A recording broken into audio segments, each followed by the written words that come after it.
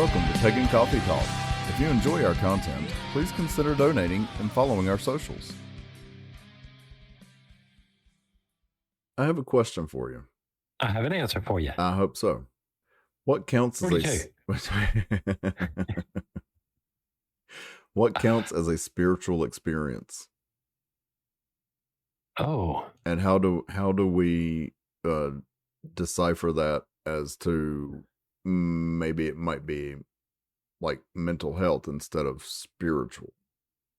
well, having a spiritual moment is a lot like porn. I know it when I see it.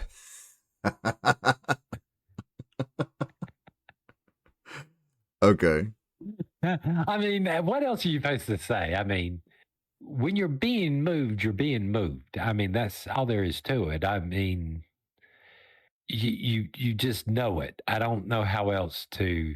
It's well, some of the, I would say, some extreme situations of like a spiritual experience would be like a trance state, or Maybe, or just being what ecstatic about something. or what is that the three kids, and I think it was Italy or somewhere like that, experience where they had a divine vision of the Mother Mary and were given three prophecies or something like that. Right.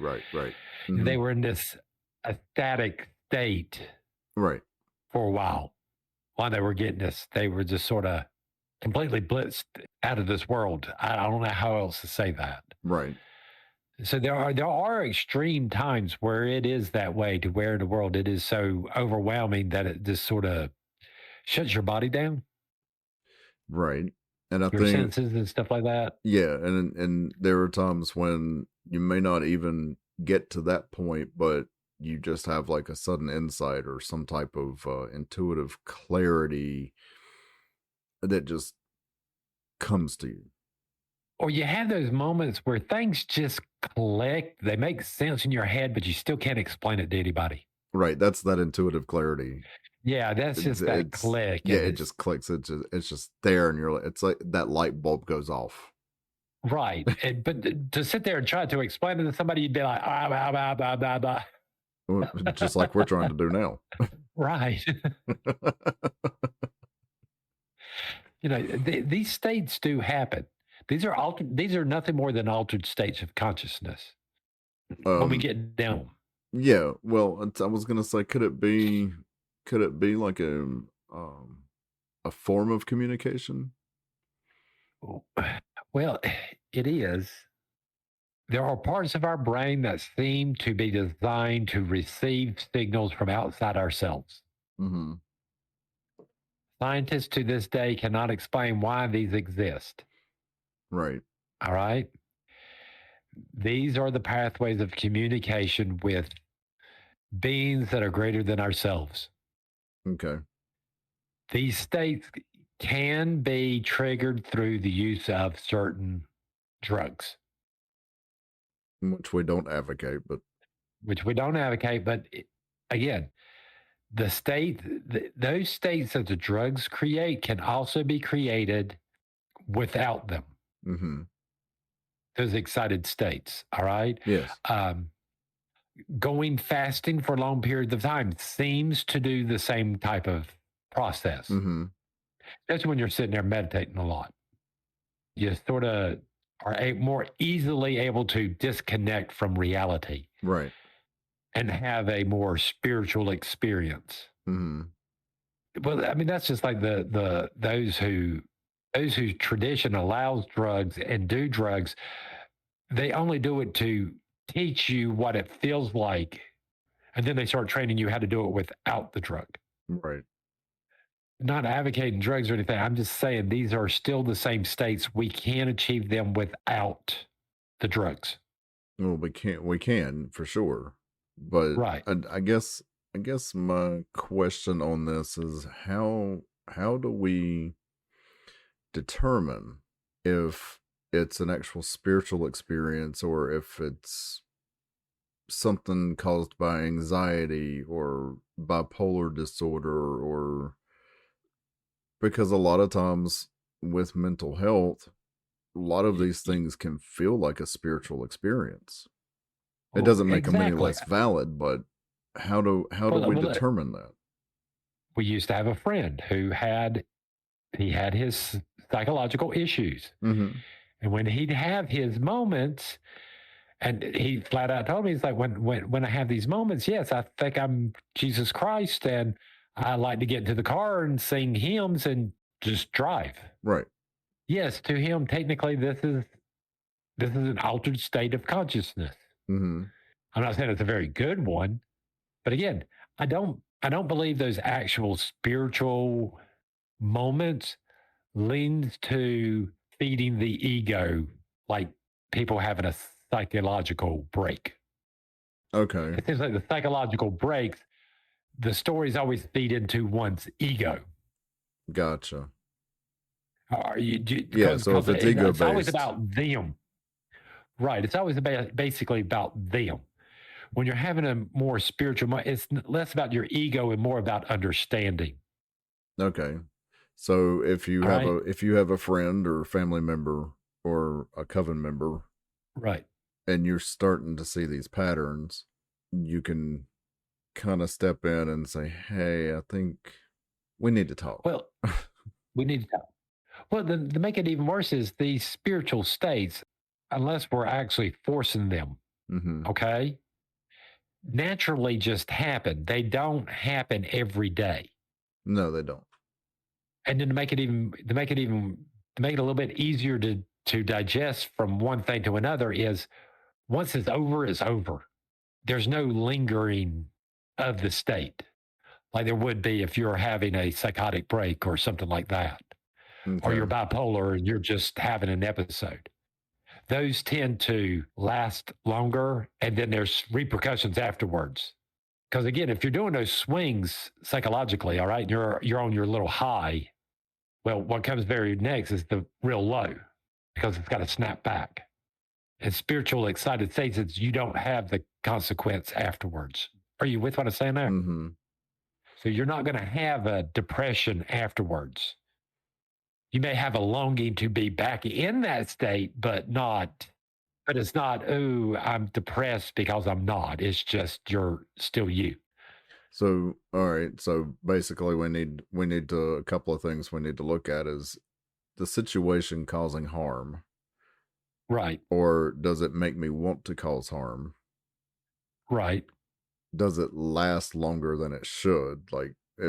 Is it right, only there while I'm active? Does it go on into times when I'm sitting, when I'm grounded, right, things like this? And can I discuss it with somebody? Do I have somebody I can right. trust? Yeah. I mean, and again, if you don't feel like you can really trust anybody inside of temple, go seek therapy. Right. Find Go a talk to a therapist. therapist. Talk to someone. Now, again, when you're talking to someone about these things, be careful. Don't let them push you farther into a delusion. Oh Lord, no. All If you right? even think Because that's again, happening, get out. people want to believe that there's fantastical things going on when there's basic answers. Mm-hmm. And I'm sorry, you don't want to talk to somebody who's just going to push you farther down this delusion. Right. If this is if you're having a psychotic break or if you're having a bipolar episode, last thing you need is somebody encouraging you, Right. No, you need somebody or at who's least to gonna. encourage you to do this bad behavior Right. instead of No, encouraging you to go seek help. I was gonna say, yeah, you need somebody who's gonna try to keep you grounded Right, and who cares, and yeah, is gonna encourage you to get help. You need someone who makes you feel safe. right. You know. I mean, don't sit there and believe the first person that goes, "Oh no, you must be possessed," or you have a curse on. Stop, just Mm-mm. stop. Second opinion. All Next. right. If that's where the first person you talk to goes to, yeah, just stop where in the world you're going to go find somebody else. Yeah, and by all means, don't ever think that just because you need help for whatever mental process is going on, that is not a failure of your spirituality at all. No, It just means you need some help, right. and we all It need has help. not. So don't ever think that. Don't. No, it has nothing to do with your spirituality. You're not doing anything wrong. Mm-mm. It happened. Things like this No. happen. And when you're seeking help, you don't need anybody. You don't need anybody like you were just saying, who's going to encourage you to continue on that. You don't need anybody who's going to make you feel afraid. No. If they encourage you to do anything that disrupts your daily functioning, encourages you to harm yourself or anything like that, Well, isolation, stay away from these folks. I'm not going to sit here and say these folks are doing anything on purpose. It's not like they're sitting cackling behind the corner, go, ah, ha, ha, ha. I believe a lot of them are very well-meaning people, and they really are trying to help.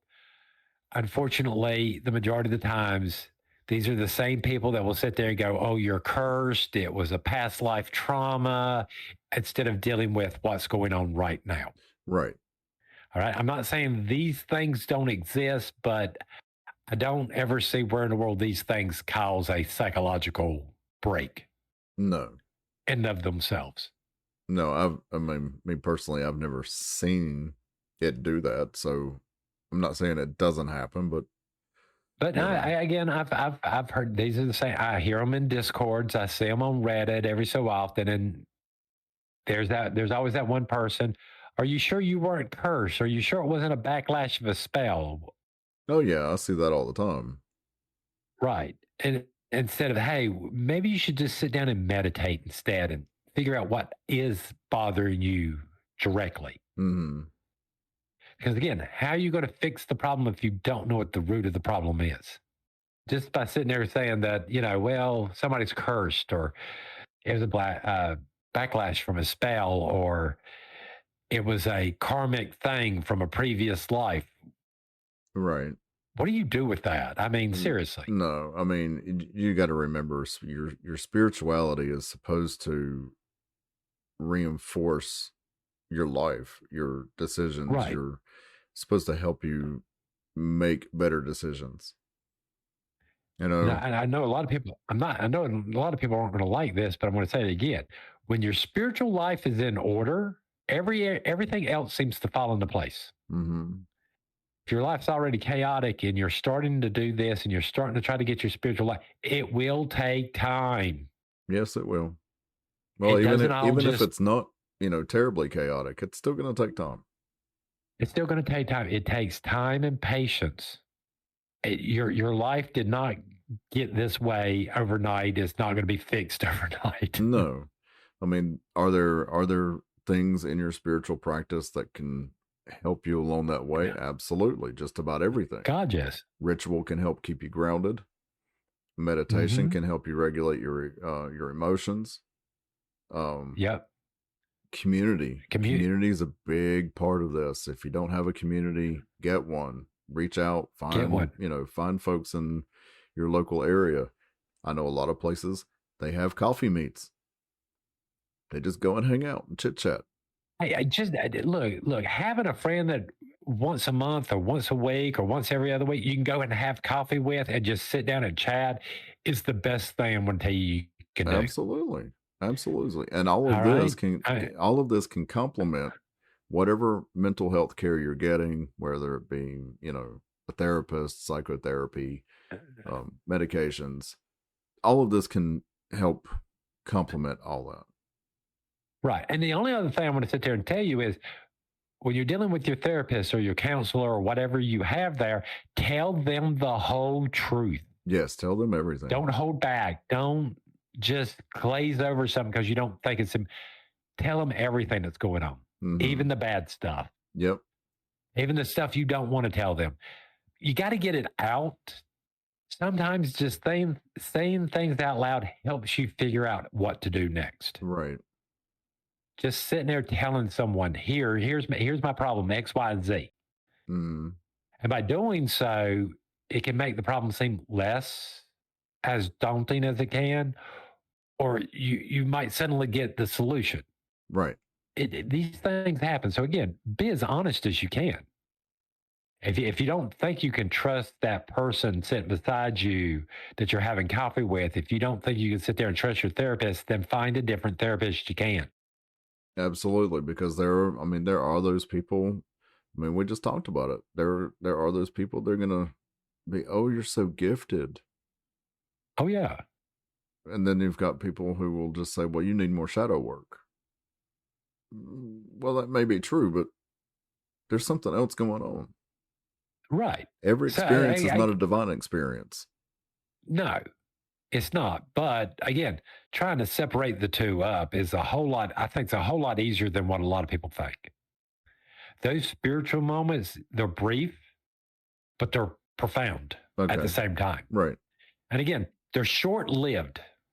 There's the trick. This is short lived moments. These do not last for days and weeks on end or even hours on end. Mm-hmm.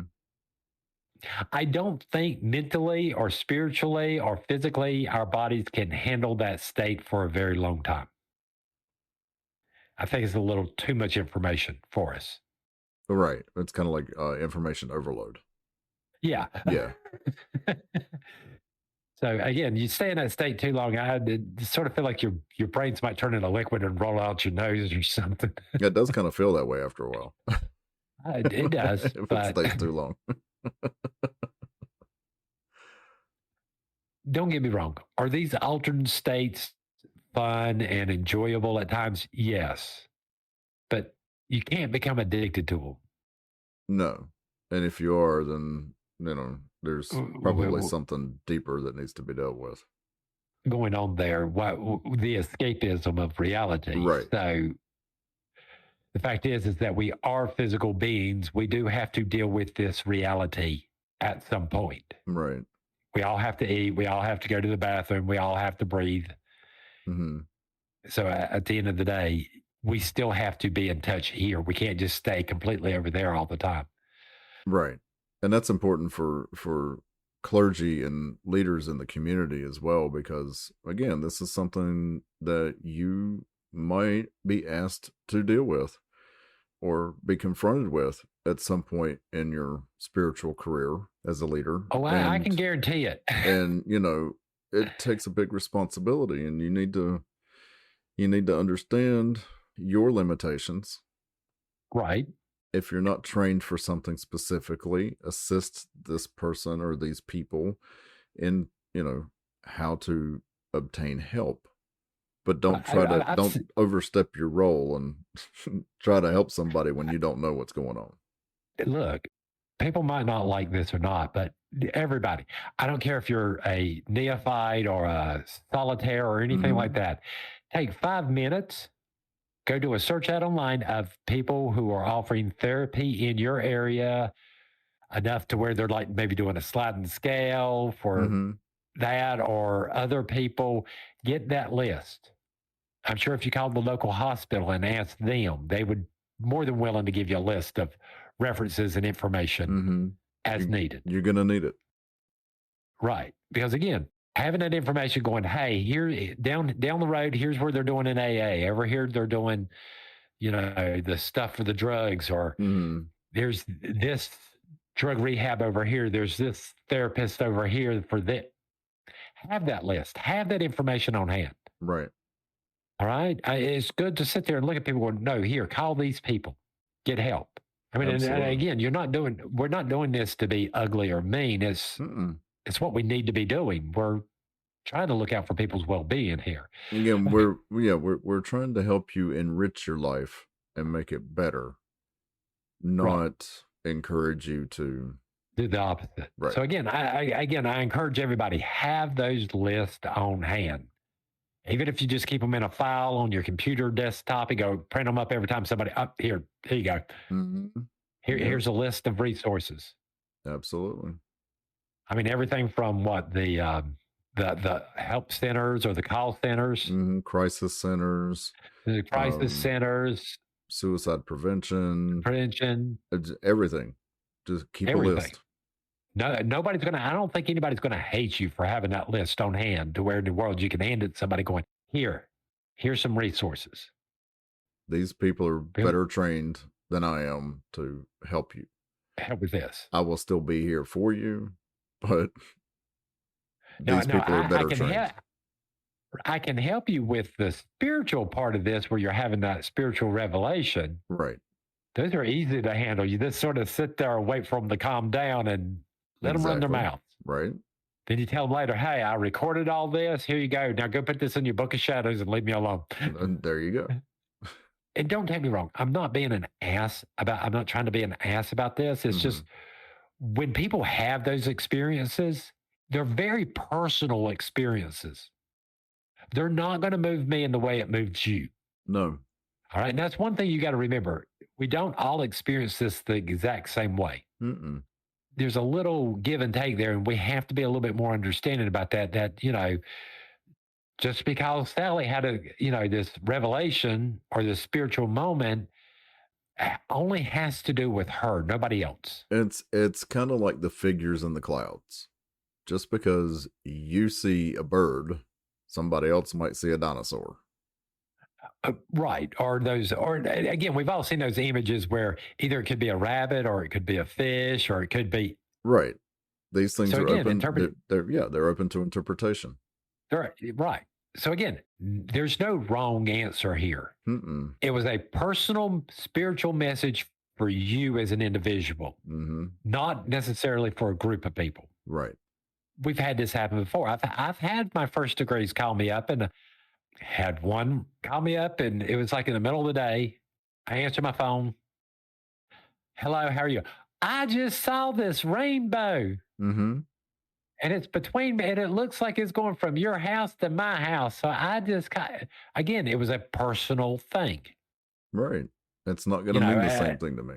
And again, when the woman called me up and she was sort of telling me about that, and we were slightly talking about it. She's like, "You're just not impressed with this at all." Well, it wasn't for me.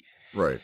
It was for you. You're supposed to be excited. I'm excited that you're excited about this, but no, it don't have the same impact. Right. You're not doing anything wrong. It's all right. I do understand when people have these experiences, they want to share them. And that's great. But just, you got to remember that not everybody's going to be so moved like you are, because they are more personal scenarios versus a group thing. Absolutely. I think in wrapping this up, we just, don't ever be ashamed to ask for help. It's not a bad thing. And don't be ashamed just to sit and talk to somebody. Right. I'm sorry. You might be surprised. The one person you probably hate the most, if you sat down and probably actually had a coffee with them, you might actually turn out to like each other a whole lot better. I mean, perfect example. I was talking to a lady at work yesterday, and she was telling me, hey, when I first started here and I met this guy, I didn't like him at all. But then I got to know him. Then you got to know. And he's okay. I don't, Hey. And she said said that about, quite a few people. And it's like, hey, I mean, it happens. Sometimes you just have to get to know somebody. I think that's pretty true. I think a lot of people who just didn't like me just didn't get a chance to know me. Right. But yeah, don't ever be afraid to ask for help. Don't go to your leaders, go to your clergy, go to your best friend. It's okay. Again, this is why there's the priesthood. This is what we're here for. Absolutely. These are the things you should be calling us about. Hey, I had this spiritual moment. I want to talk to somebody. That's what we're here for. Yep. No judgment, no nothing. I understand that sometimes people have these things and they even need some help trying to translate them into something that they can grasp onto. Right. And sitting down and talking to a priest or a priestess can help you do that. So, anything else you'd like to cover? I think that's about it. Let's go get some coffee. Thanks for listening. Join us next week for another episode. Pagan Coffee Talk is brought to you by Life Temple and Seminary. Please visit us at lifetempleseminary.org for more information, as well as links to our social media: Facebook, Discord, Twitter, YouTube, and Reddit. We travel down this trodden path, a maze of stone and mire. Just hold my hand as we pass by a sea of blazing pyres. And so it is the end of our days, so walk with me till morning breaks. And so it is the end of our days, so walk with me till morning